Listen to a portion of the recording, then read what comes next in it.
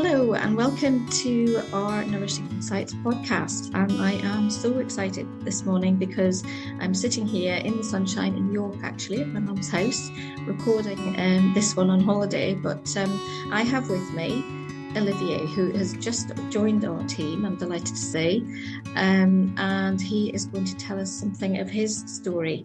But we're going to start with, Olivier, what actually got you into nutritional therapy?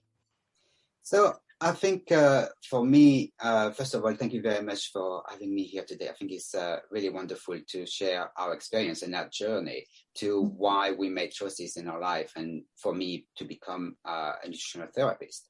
And I think it all comes down to a point in our life where I think everybody has gone through a journey. Everybody has had a problem in their life where they question their health. They question the medical field because maybe they have something, they don't get better, but they start to understand their body, because when you start to go on that journey, it's all about self-discovery, what is happening in your body and why your body is not working in a way it should. And I think for me, it started at birth, because I think the moment where my mom was pregnant, it was a very, very stressful moment in our life. And I think that has had an impact on conception. And I think when I was born, I was a stressed baby. Because obviously that plays, when a mother is fully stressed, the level of cortisol that is in circulation is affecting the baby. And research shows that the more cortisol in circulation, the more the baby is affected by it. So even though not so much is able to cross, but because it's all about portion dependence, is that the higher the level of cortisol, the higher the impact on the baby. Then obviously I was born a very stressed baby. I will never sleep, literally. I was, I think, probably even as a baby, I was running on adrenaline all of the time. And what was happening is that even until my teenage years, I will not put on weight. I was the smallest in the family. I will not grow. I was skinny. I was extremely petite. And what has happened is that we discovered that I was lactose intolerant and gluten intolerant. But in those days, if you went to see your doctor and the mother say, "Oh, but my kids react to my milk," they will be laughing, because they will say, "You men don't like human milk, or they react to human milk. How is this even possible?" But today we have advanced so much that we better understand all this process. But in my days, it was still absolutely a joke. And doctors will not even test for this thing. And I'm not even sure they knew about how to test for that thing. And so what has happened is that by age 12, my parents had given up, because I was on a soup of vitamins and minerals. I was injected every month or so because I was so depleted all of the time. I was malnourished and I was eating a lot. Like, I think for my weight and my age, I was eating a lot more than I should. And then suddenly I was 16 and I grew 20 centimeters in height. I grew 5 pairs of shoes in just one summer. And that was the summer where I had my first job. And it was the time where I actually left home. So for me, it was just kind of liberation. And I think my body felt that it was now free, and literally everything exploded. I grew and I was really achieved my ideal weight, if that makes sense. But the problem is, because I was a chef and I was working 20 hours a day, then everything that was piling up in my body, everything that was overwhelming my body was still continuing, because I was literally in a complete state of stress from morning to night. Because when you work 20 hours a day, you never have time to rest. And of course, you don't sleep enough. And then because you're a chef and you work in a restaurant, but yet you don't have time to eat food, and you had actually no food to eat, because usually what you eat, especially when you are in those Michelin star restaurants, is all about money, it's all about time, it's all about productivity, because it costs a lot of money to run those establishments. And then when you have nothing to eat for the whole day, or you just pick in there, or you taste what you're cooking, it's still not enough to nourish you. So you are literally malnourished and stressed, and that creates a really bad environment for the body. And so for me, I was plagued with huge intestinal problems, and that really wouldn't want to go away. So I was like, okay, now I need to really dig deeper. I need to understand what's happening with my body. And then I trained in nutrition therapy. I trained in naturopathy because I really wanted to understand what's wrong with my body. And then in a matter of 2 weeks, having had my first consultation as a student, my life changed completely. I was regular. Like, for example, for the first time in my life, I went to the toilet once a day. My usual was once a week, maybe once every 10 days. So, because first of all, I don't eat enough. So I don't have enough to bulk up and make those nicely shaped stools. But also because I was so malnourished and I was like probably dehydrated, because when you are in a kitchen, it's at least 60 degrees. So it's like being in a sauna from morning to night and you're sweating a lot. So I understand that the more I drink, which by the way, I used to drink maybe 5 or 6 liters a day, and that was not enough to hydrate my body. So I was chronically dehydrated, chronically malnourished. So of course, I had to be creating stagnation somewhere, and that was retention of waste. And of course, we know that retention of waste is so stressful for the body because of all those toxins just being there and lingering in the colon and creating a havoc. So you can't have a good microbiome, a good microbiota looking after your body, because they don't receive the food that they need, and usually fiber. So obviously all of this have created a journey for me where I was really going through understanding my body from the ground up. And I think now I'm 45, and I spent the last 15 years to really understand my body. And now I have never been happier. I have my ideal weight, but the thing is, I no longer have brain fog. Because one of the key points of being lactose intolerant and gluten intolerant is that if you continue to use those food, they create so much inflammation that usually the brain is the one picking up the pieces and it can't follow through because of all that is happening. And the usual sign is brain fog, is poor cognition, is poor memory, poor concentration. And all of these things, when you run on adrenaline, it doesn't really matter because you're running on adrenaline and you think you're invincible. But however, you are in that cloud. You are speeding up in a cloud and you're not really understanding where you're really at. And then when you look back, you're like, I cannot believe I left all of this happen in my life. And then once you really take control of your life and you really understand where you're standing and where you're at and where you're coming from, because obviously it's very easy to criticize yourself, to say, it's your fault all this is happening. But you need to be kind and really nurturing your mind and your body so that you can recover. So that's why for me, when I really understood my body and understood what was wrong with it in a way that I was not coping, in a way I was thinking I was. And probably those coping mechanisms that I have created were not so healthy, because obviously when you're running on adrenaline and cortisol, something has to break. And I was 24 and I had adrenal insufficiencies, then adrenal exhaustion. And I ended up in bed for 3 weeks, not able to move. Just lifting my arm was causing me so much pain. I was in absolutely agony. The doctor had to come to the flat to see me because I couldn't move. I was literally in bed and unable to move. So that for me was a good learning, a lesson to learn, because then from that, I really understood that, yes, you can push yourself, but it has a cost. And adrenal exhaustion is no jokes, because honestly, when they say to you, you need to go to hospital, just because, your body can't literally cope, you have done the worst.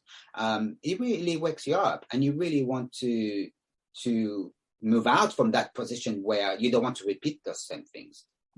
So that's why for me, I really wanted to break out of that cooking every day, 7 days a week, 20 hours a day, because I understood that it will kill me, literally, because already I'm a bad sleeper, because obviously of the genetic makeup that I made of, and obviously everything is linked to stress. So I know that stress has a massive impact on my life and on my sleep.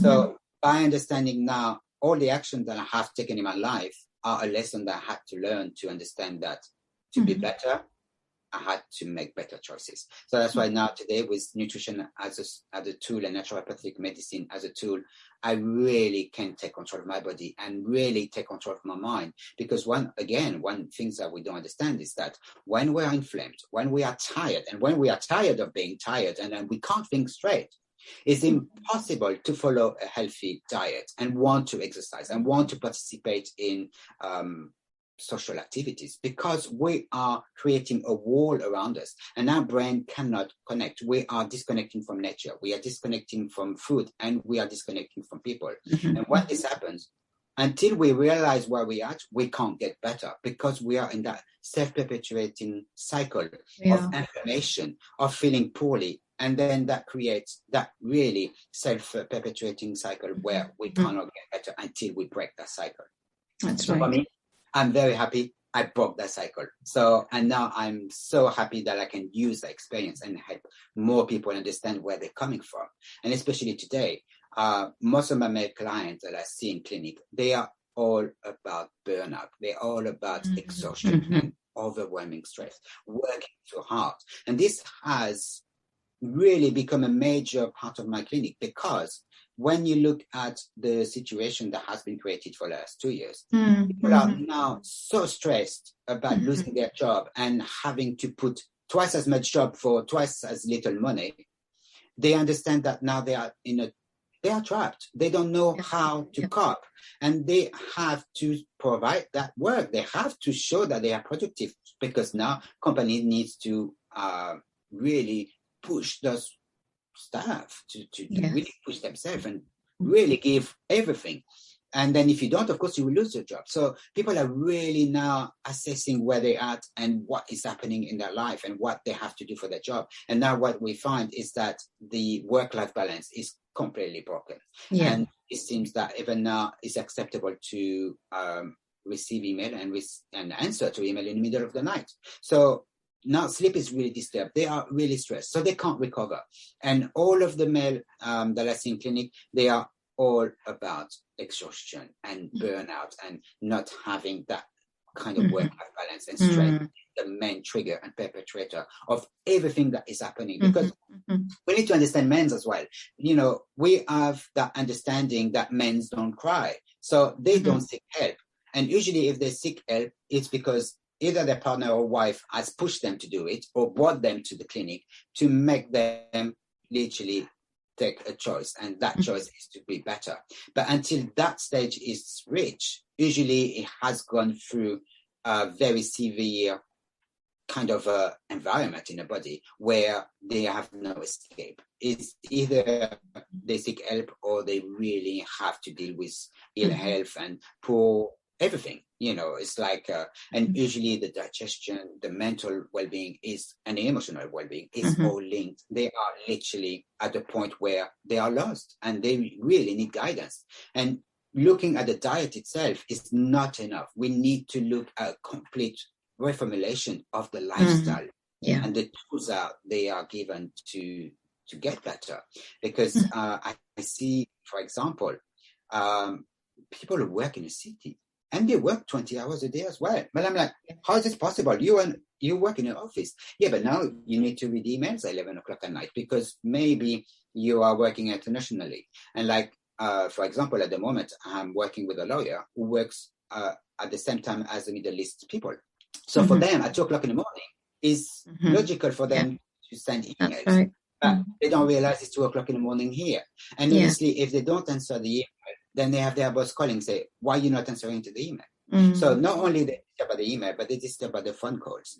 And that for me is really kind of saying to them, I understand that you have a job, but job should not be your life. You need to have boundaries. And this should be clearly stated at the moment where you take that job, when you sign that contract, that you need your rest. And it's impossible to work 24 hours a day, because this is not good for the mental well-being. You will break down. It's impossible to push and push. But one thing I have recognized in practice is that people who tend to have a strong constitution, they understand that they can push themselves. They understand that they need to exhaust themselves so that they are able to sleep. So what happened in that case is that unless they push themselves to the limit and break down, then they will not learn their lesson. So often when they break down, that's when they come to see us. Yeah. And for me, that's really key, because now they are ready. They are vulnerable. They want to change and they want to take all the steps to make sure that they get better. And then what happens is that they will always tend to fall out into that hole where again, they have to push themselves. They have to prove themselves because they have a new job, because they want to buy a new house, because they have a new relationship, they have a baby. And all of it's extremely stressful. And obviously, you know, it's so much that you can take until the mind is like, okay, it's enough now, you know. And then if you don't listen, then obviously breakdown is happening because you are not listening to the signs of the body is sending to you. Yeah.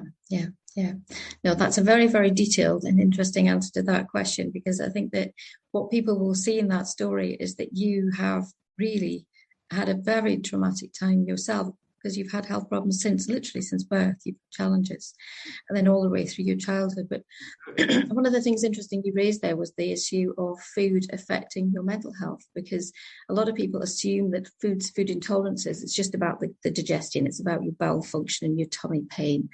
But of course, they don't realize that these foods do affect us mentally as well. And actually, when we eat foods we're intolerant to, we actually spike cortisol, the stress hormone, because we're creating a physiological stress on the body. And that then long term can lead to add to a picture of adrenal fatigue, as well as the emotional triggers. They can be the food related triggers affecting us adrenally as well. So, I mean, a lot of our clients, as you say, totally agree, or stressed out, burnt out. And that's just part of the modern age, isn't it? That, you know, we live in this age of 24/7 culture, thanks to technology.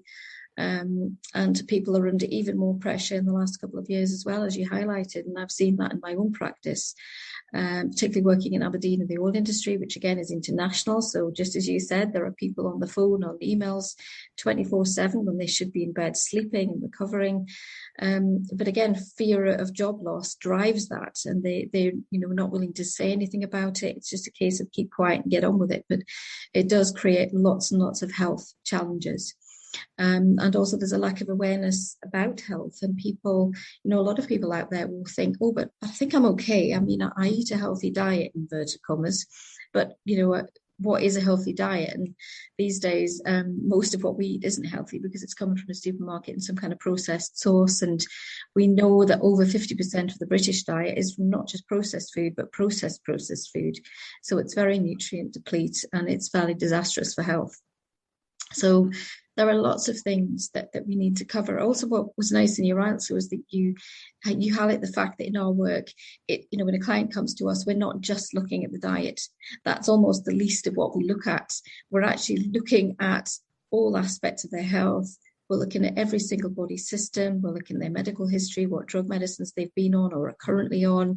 We're looking at stress, sleep, toxin exposure in their home, all kinds of factors, but there are lots of things that we have to consider. And there's a fabulous expression, which I love in functional medicine, which is the genes load the gun, but the environment pulls that trigger. And our genes are only worth less than 10% of our genetic makeup, and the relevance to our relevance to developing a condition. So the remaining 90% is actually up to us to invest in, because everything we do from when we get up in the morning to when we go to bed at night is either influencing that gene expression positively or negatively, with good food, with not being stressed, with doing meditation, or whatever it might be.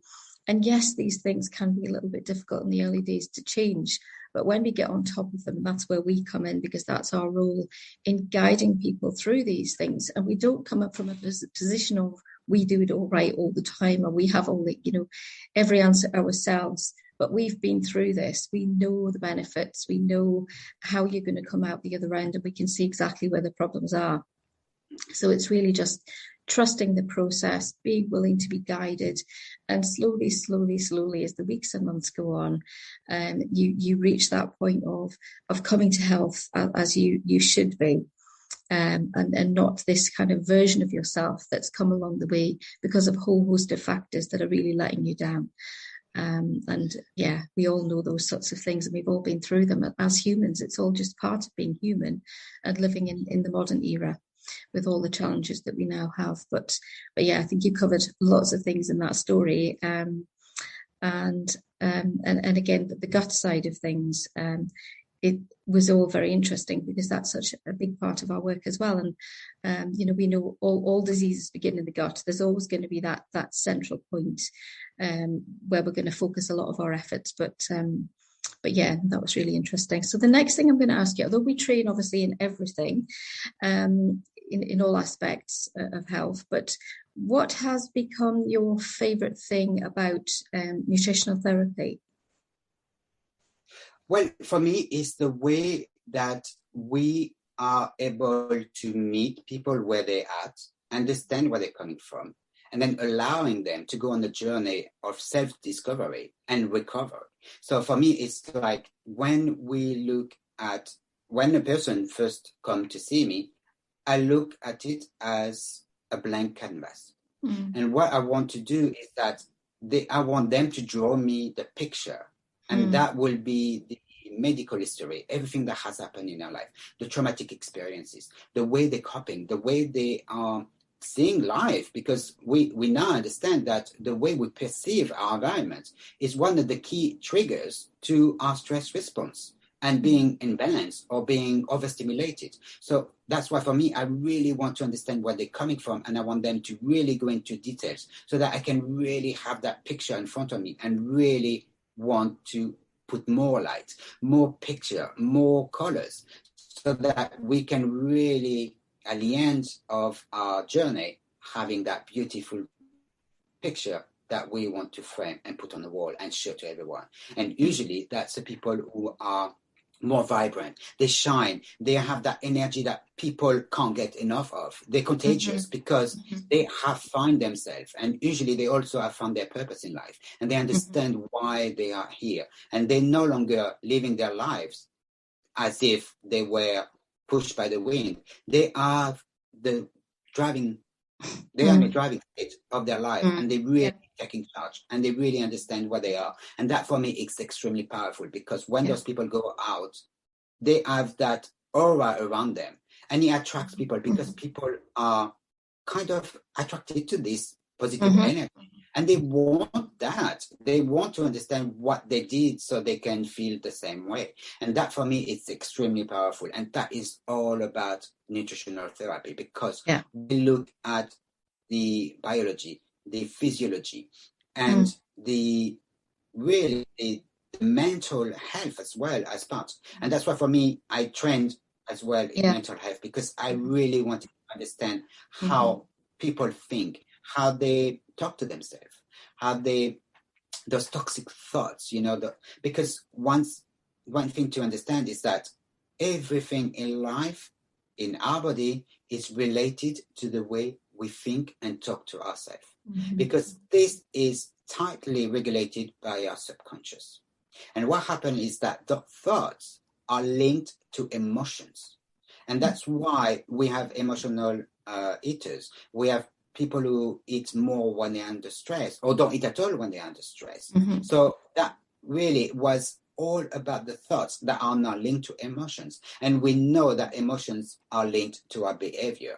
So the way we talk to ourselves dictate the way we behave. So that is really key, because if we not address those parts of the lifestyle, and then if we just look at the diet, we are missing something completely different. And usually those triggers and drivers those people will never get better, because we haven't accessed those kind of lifestyle factors. So that for me is mental health, and especially now with the stress part of life. And when we look at dementia, I think we are looking at outrageous numbers of dementia. I think, if I'm correct, it's 600 cases a day in the UK.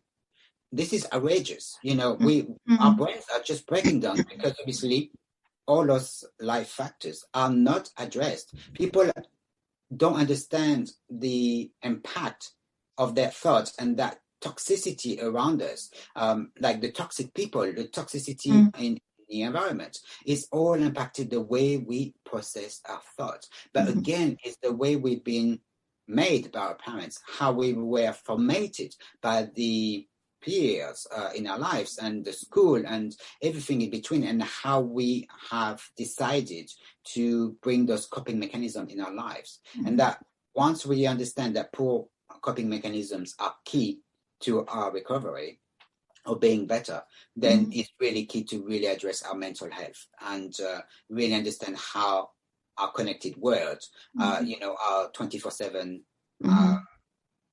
new lifestyle. It has a cost, and we need to understand how it actually impacts the brain, because this is really, really key to understand the rest of the body. Yeah, absolutely. I remember talking to a GP in my old role years ago about dementia, and she noticed that people who ended up with it had horrifically stressful lives. And that's something that's been commented on a lot, but people, we don't realize the impact that stress has on brain inflammation. And it's a long-term drip. It's just happening across our lives. So the earlier we start working on managing these things in different ways, the better, really. I loved going back to what you were saying right at the beginning. I loved your analogy there about the beautiful painting and the way that we're almost creating a wonderful picture of what we should be or what we could be, in terms of our health, and how we have this energy and have this aura of being well suddenly. And it's one of the things I love about being a nutritional therapist as well, because often people come back and they say, my husband can't believe the change in me. The people at work have started to comment. And it's not just, it could be something that they've lost a bit of weight or whatever, but it's more than that. It's that energy, it's that enthusiasm. And also perhaps their brain fog is lifted as well, because you've dealt with a lot of those underlying issues going on, affecting brain fog. That's one of the early ones that does improve very quickly, thankfully. But as people do turn that corner, it's as if they have stepped into someone else's shoes, that they are literally living a new life. And often as well, people say, I didn't know how unwell I was until I started on this journey with you. And now looking back, my goodness, I realized just how bad things were, because I feel completely different now, completely different. So really, really interesting. Then the next question, obviously, again, what has become your area? Obviously, I know you're interested in mental health side and certainly in dementia as well. Are there any other areas of special interest that have come along for you along the way? So for me, like I said, stress is a major part, a major problem in the world right now. And the thing is, maybe because I'm a man, I see a lot of men that are highly stressed. And I see also women who are highly stressed. And that for me has led for the last 10 years to really compartmentalize my practice into really focusing on stress and the impact of stress on the body. So I went on a journey where I have researched for so many months, really go to medical journals and really look at the information and how research has been diverted to really understand the effect of stress. And then the things that I find out is that stress is affecting every single part of the body, every single system, every single organ, and most importantly, every single tissue and cellular activity. We know that stress compromises mitochondria's function, which are the literally powerhouse of our cell. They create our energy. And if they can't create their energy, of course, we're going to be fatigued. Of course, we're going to be brain fogged. And of course, we have no passion in life because our body don't have that energy at all. And they are literally fighting on every front because of stress. And usually when you have stress, you have malnutrition. So now you have that self-perpetuating cycle where you malnourish, you inflame, which lead to malnutrition, which lead to further inflammation. And all of it is exacerbated by stress. So for me, stress is really a major part of my practice. And also what I find is the brain fog. So for me, like I said, the mental health disorders, but that also includes eating disorders. I have seen, especially in women, that have fears of food, and literally they have a huge disconnection from food. They do not understand the power of food on their body. And I really liked the analogy that you used for the genes. Okay, I'm a chef. So for me, I really understand what food is, what it's made of, and how it should taste, and how it is really should be worked to the best, to get the best of the nutrients. But now, because I understand food from the biology concept, where I really understand at the molecular level what food does to the body. But for me, food is not really food. It is a genetic code that we give to the body to work with. Because like you said, food activate or deactivate our gene, and that affects our DNA. So we know that if our DNA is affected, that leads to many, many problems down the line. And that is usually poor health, definitely. And all of this made worse by stress. So for me, when I look at food, it's like we are giving information to the body to work with.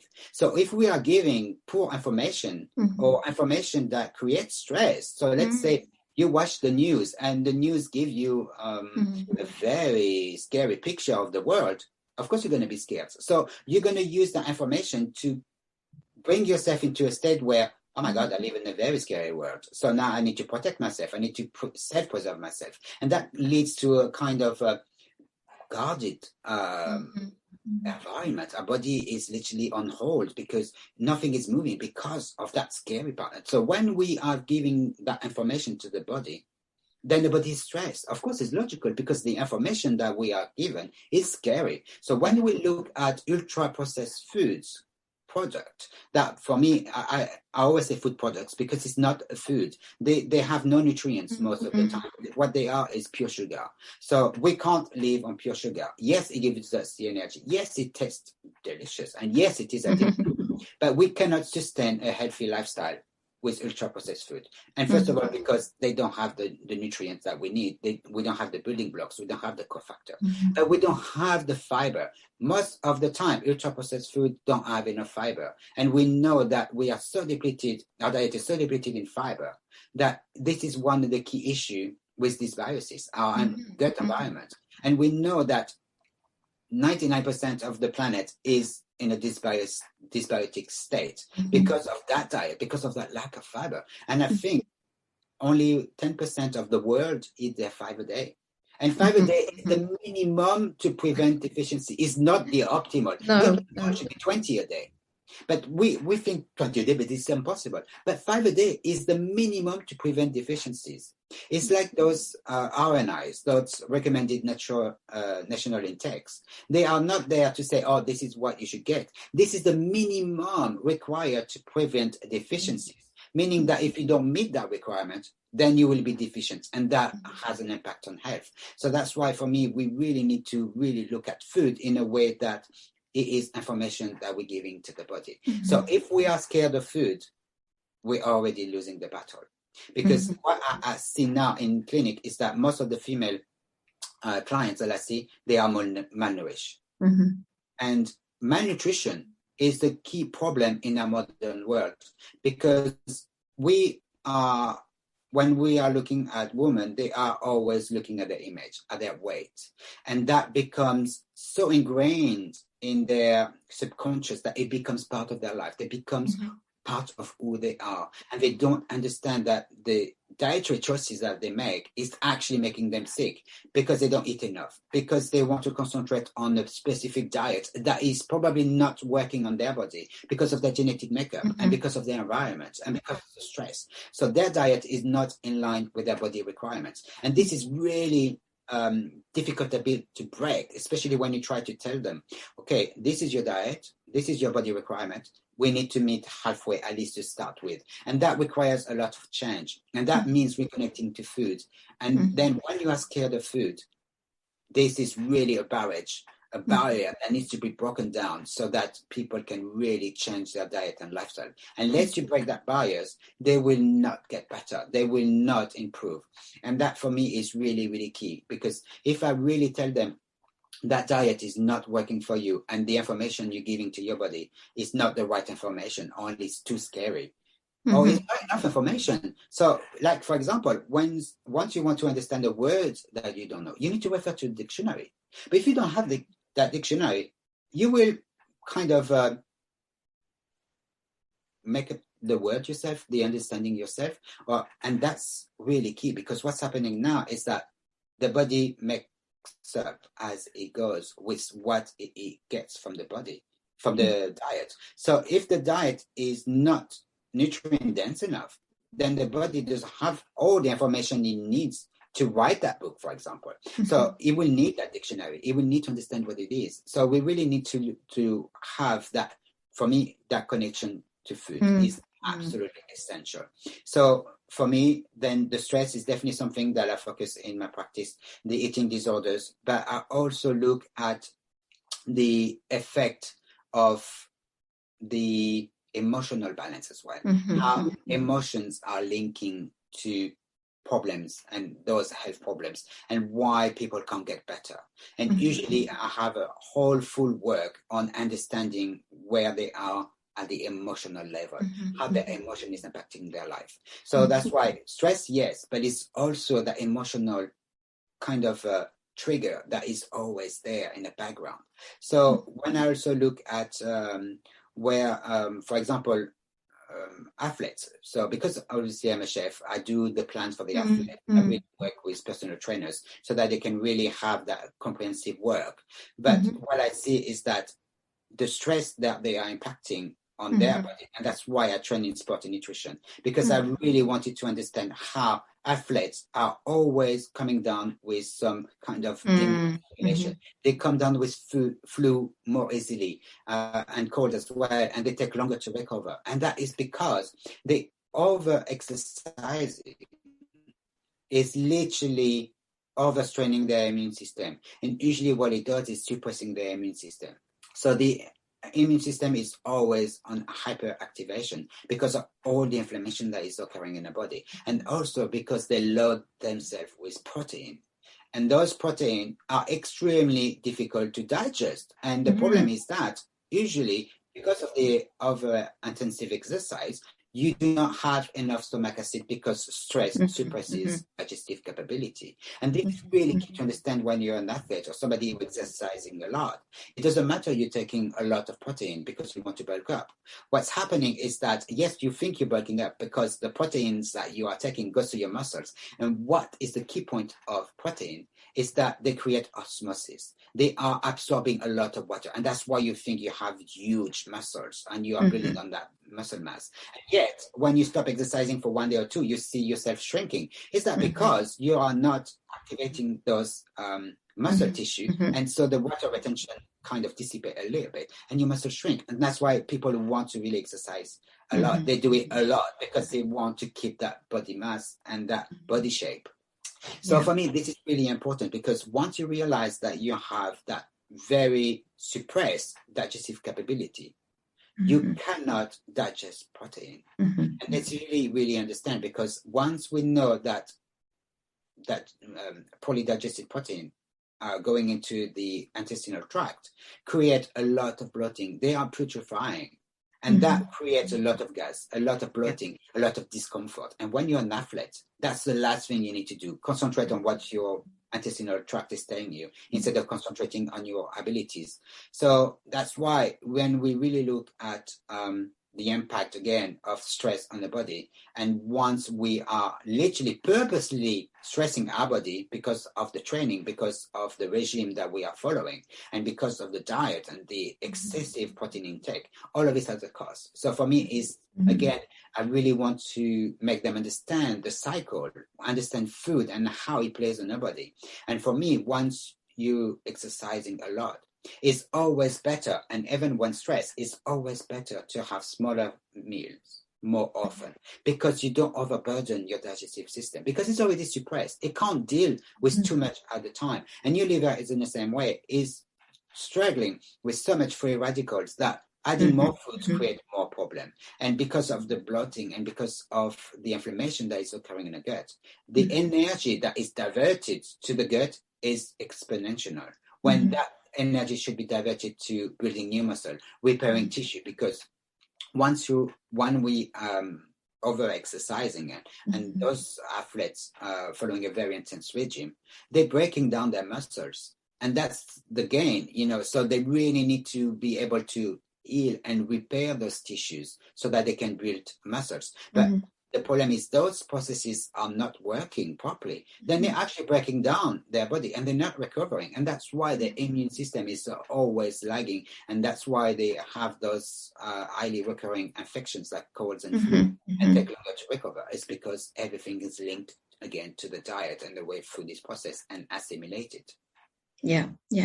Lots of very interesting points there that you raised. And I think lots of people listening will identify with that, especially those that are getting into sport. And obviously, I'm delighted that you do support for sports therapy, because I don't do that, because that is an area of specialism and you really need to go on and develop that, because there's so much to learn on that. I did obviously the basic training on the course, but you really need to go on and do that further, because it's so complex to support people properly. So if you have issues with that and you are seriously into sport, then Olivier is the man that you need to speak to, definitely.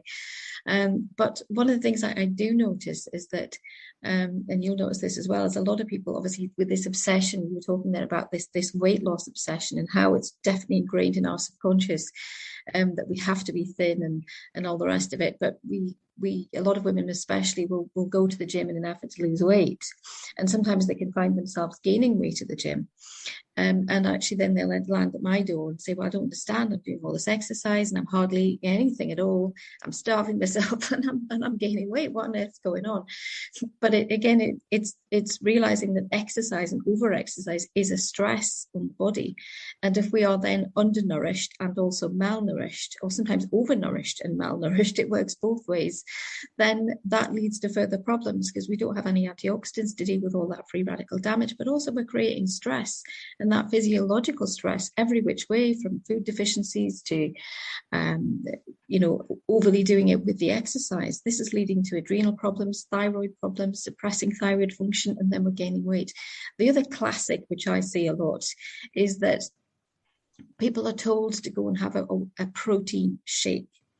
And so they buy a protein shake that is whey-based, and they gain a couple of stone because, and then they've got a whey-based protein shake, and then they put in milk in it. And they say, oh, but I use skim milk. That's got nothing to do with it. And then they've just gained a couple of stone because they're drinking these protein shakes every day full of milk. And they've got a dairy intolerance, and they're eating these very inflammatory foods, high sugar foods. The other one being soya, which is another common allergen. But again, a lot of these shakes are soya-based, and that can cause problems for people as well. So it's understanding that we eat foods we're intolerant to, then we will have an inflammatory response, we'll develop fluid retention, and then we'll have a lot of difficulty losing weight. So it's all very complex. So I won't go down that rabbit hole, but just to give you a few examples and just to reflect on some of the points that you made, Olivier, I think these are things that we see so commonly. And it's so sad. Yeah. I wanted to add about the protein powder. There is a really huge misconception about protein powder, because I see a lot of men who kind of exercise 20 minutes to 30 minutes in a day. And they think because they're exercising that long, then they need protein to pack up for the muscle. But the problem is that what we don't understand is that those protein shakes do not have an effect on the muscle mass. What they do is that we are now have excessive calorie intake, and that will be transformed to sugar because it's not used by the body, because you need to at least exercise for 1 hour a day intensively. So it's not going to the gym and go to the treadmill for 5 minutes and then do the free weight for 10 minutes and then you've been to the gym for half an hour. This is not how protein powders have been developed. They have been developed for people who exercise for more than 1 hour a day. And so if you're not exercising at least 1 hour a day, then you should not be taking those protein shakes, because like I said, they contribute to another excessive intake of calories. It's funny. Your story reminds me of a photograph I saw on holiday in the States a few years ago. There was a lovely photograph in the 1800s of a football team or a rugby team or something like that, and but they all were in their shorts and their vest tops. But all these guys looked, very strong, very muscly. And I remember saying to my husband, that's a really interesting picture, because in those days they didn't have all these protein powders, they didn't have gyms, they didn't have all the stuff in inverted commas that we have now, but they would have eaten real food, because that was all that was available, was real food. But of course, life's lifestyle wasn't sedentary the way it is now, that pretty much, people might go to the gym, but then they're back to the computer on their bottom again after the gym. And that's the way that life is. So, but the physique on these men, they looked super healthy. They didn't have that inflammation that we now have. Their skin was glowing, their eyes were bright. They're obviously super fit and eating well, but eating the foods of nature, eating what nature intended. And I always think that when we move away from nature, we pay a price. In so many ways, we pay many prices. Anyway, really interesting topic, but I'm delighted that you support people with the sports side of things. So another question I'm going to ask now is, and this is super hard for any nutritional therapist because all of our cases are transformational. However, can you give us an example of something that stands out in your mind as being maybe the most or one of the most transformational cases that you've worked on? So I really want to say that that I have an extraordinary ability to meet people where they are and understand where they're coming from. Because for me, this is key. And because it allows me to create a unique and strong rapport because I understand them. I understand the person that they are. And my training in NLP has really helped me capture the right tools that I can be uniquely used for each client that I see. And the most important factor that I see in my client's life is the coping mechanisms. And experience now has shown me that poor coping mechanism, even the absence of coping mechanism, can really contribute to inner health and by having a direct impact on the stress response and the intensity of the stress response. And this explains why so many people are more sensitive to stressful situations. Some people don't have any kind of reaction to a stressful moment when some others just crumble. They can't cope. And that for me is very key. And then what I do is that a few times a year, I do a special program that help people reset their body. It's called a 30-day reset. So literally we reset everything. We reset the diet. We reset the way we look at stress. And I kind of give them new coping mechanisms, a new look on their life and a good insight of what has brought to where they are today. And the good thing about that is because I really follow them and monitor them very closely, then that gives me a really good insight on how they're progressing or not progressing. And again, that allows me for immediate results because I can really see what's happening in their life and adjust the program to make sure that it works for them, and as well as a diet.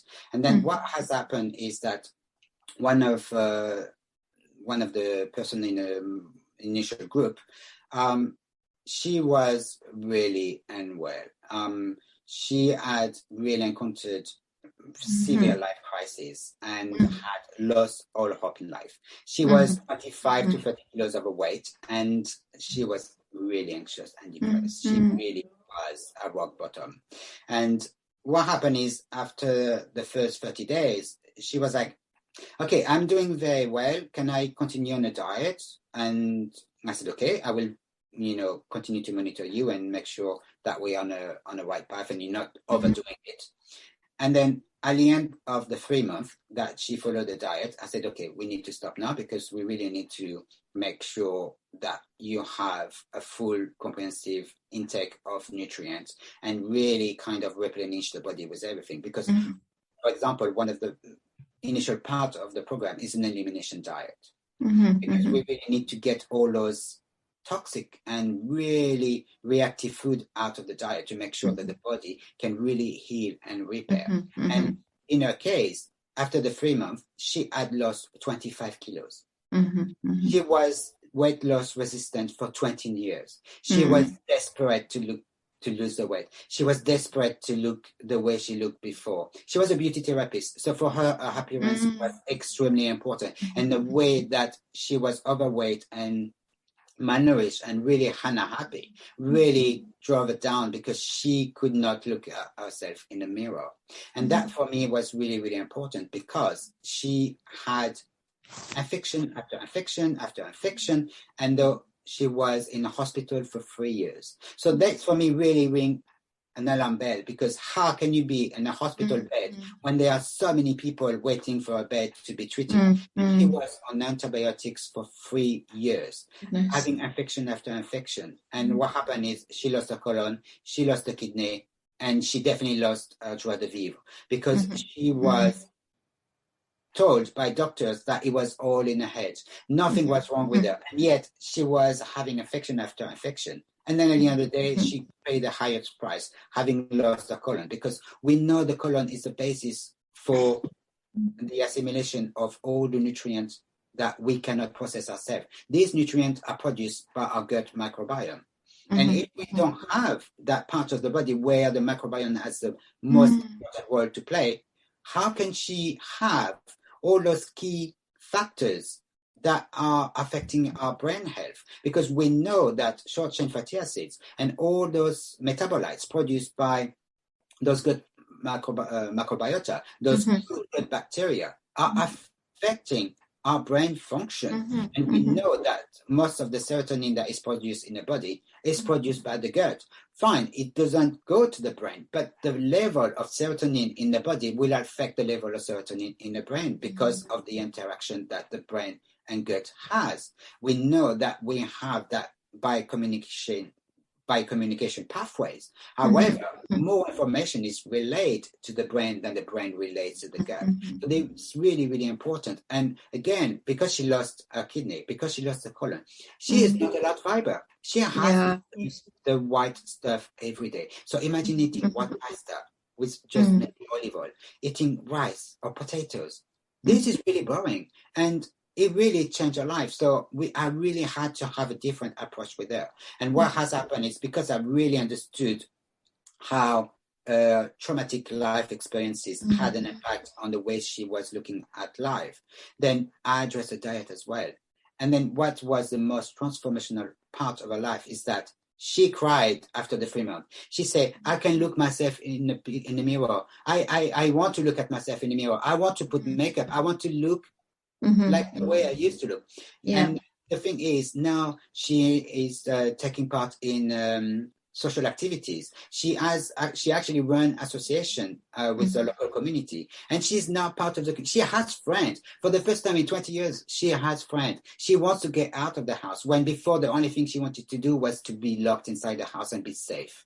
So this was really, really key. So for me, when I was looking at her, I'm so proud of her, because she did the work. Yes, I give her structure, but she did the work. She took responsibility to understand where she was and how she got there, so she could make positive changes. If you don't understand where you're coming from, if you don't take responsibility for where you are today and understand why you're here and why you want to change, if you don't look at the end vision, if you don't have the end vision in mind, you will not progress, because you do not understand how everything is interconnected.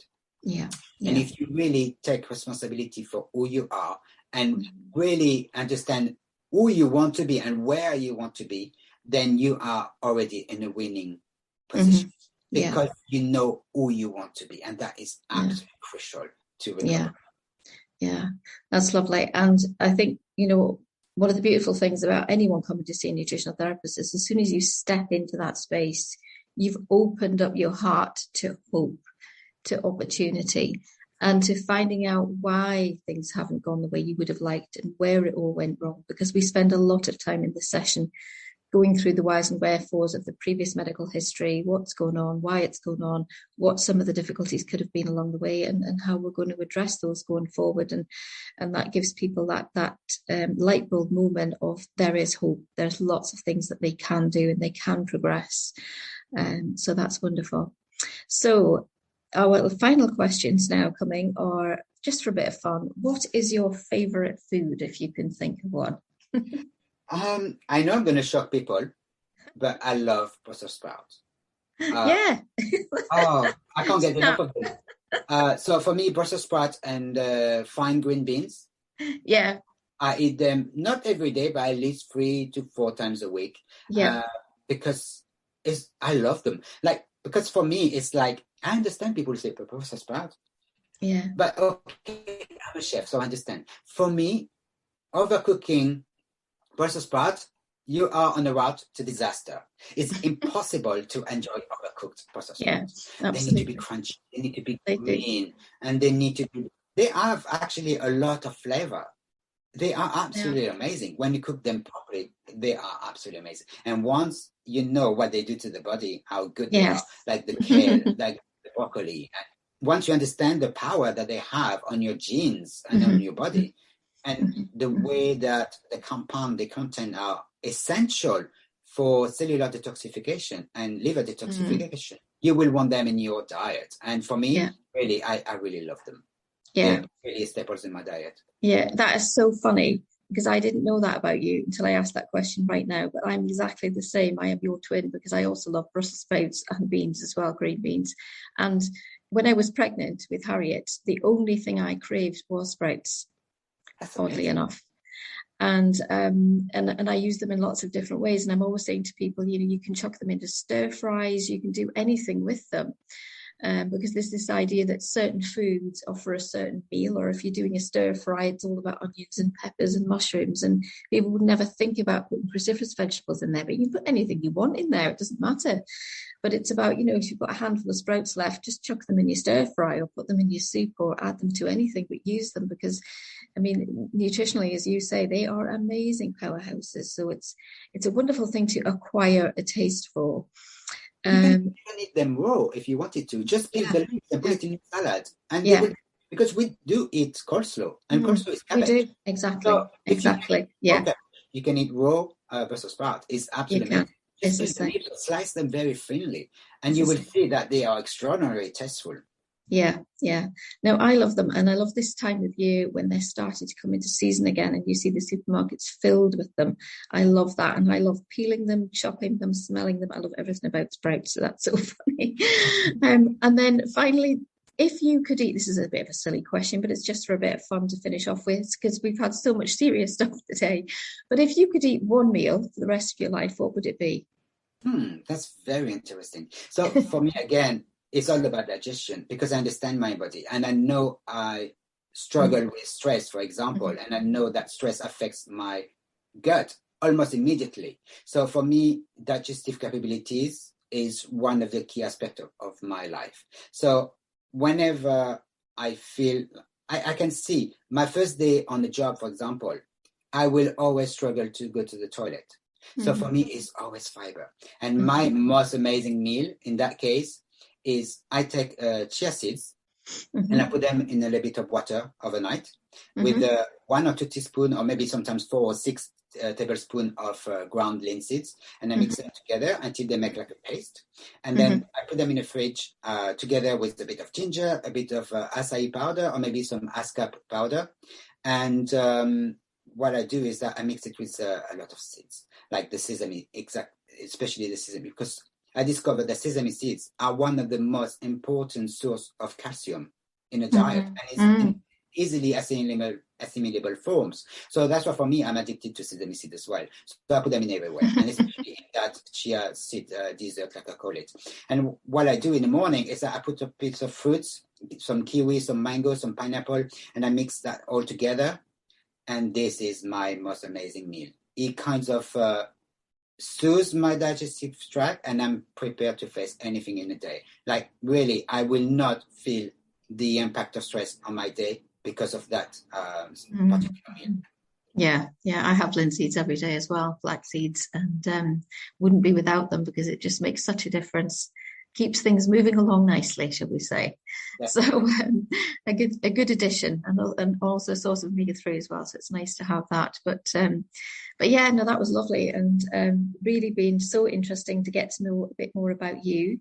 And obviously you could write a book about your life. I think it's been so interesting, and especially your days as a chef, and all the things that you got up to then, and yeah, really fascinating. So we'll have to talk more about that on another podcast, I think, but we'll leave it there for today. But thank you so much, and if you want to book an appointment with Olivier, you can have a look through our website, get in touch through that. And hopefully we have had quite a lot of men booking actually recently. So I think that it's good to have a man on the team. It's really great. It makes such a difference. And I think some of those guys that may have been holding off coming along to see me, hopefully will hold off no longer and come along and get on with things and sort things out with Olivier. And we couldn't have anyone better. We really couldn't. And that's our second podcast. So we've interviewed both Naletta and Olivier today. So I hope that you enjoy them both.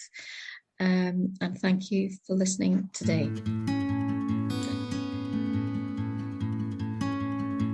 Thank you for joining the Nourishing Insights podcast. We do hope you've enjoyed it, and if you'd like to follow us, you will find us on Instagram, Facebook and YouTube. You will also find our website at nourishinginsights.com. Look forward to seeing you next time, and in the meantime, stay nourished and let food be your medicine.